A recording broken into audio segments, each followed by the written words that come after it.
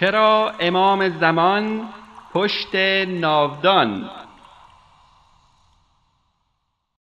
شهرک قدس در حاشیه پایتخت 12 میلیونی ایران. ناودان توالت سوراخ شده و آب از پشت به دیوار راه یافته است. ناودان را برای تعمیر از جاده آوردند و زردی آب پشت ناودان هویدا شد. داد و بیداد را انداختند که سایه امام زمان روی دیوار افتاده و مردم دردمندی که غرق در مشکلات زندگی هستند به امید علاج دست به دامن سایه امام زمان شدند.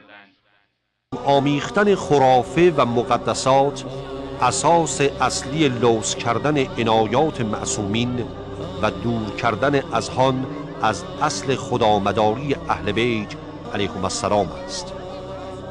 این شگرد بعضاً از جانب افراد ساده‌لوحی شکل می‌گیرد که ماهیتاً نظر سوئی به دین و مذهب ندارند، ولی خود وسیله‌ای می‌شوند برای امیال دنیوی سودجویان.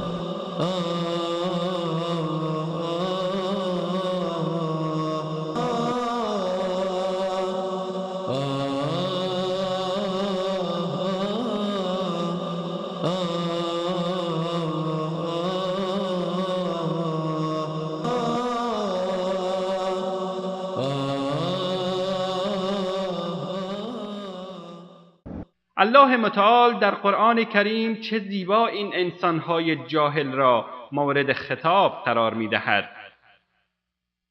أَمَّن يُجِيبُ الْمُضْطَرَّ إِذَا دَعَاهُ وَيَكْشِفُ السُّوءَ وَيَجْعَلُكُمْ خُلَفَاءَ الْأَرْضِ أَإِلَٰهٌ مَّعَ اللَّهِ قَلِيلًا مَّا تَذَكَّرُونَ. نه بلکه می‌پرسیم آیا کیست که به فریاد مضطر و درمانده می‌رسد و هرگاه او را به کمک بطلبد بلا و گرفتاری او را برطرف می‌کند و شما انسانها را در زمین جانشین می‌سازد؟ آیا معبود دیگری با الله هست؟ واقعاً شما بسیار کم پند می‌گیرید.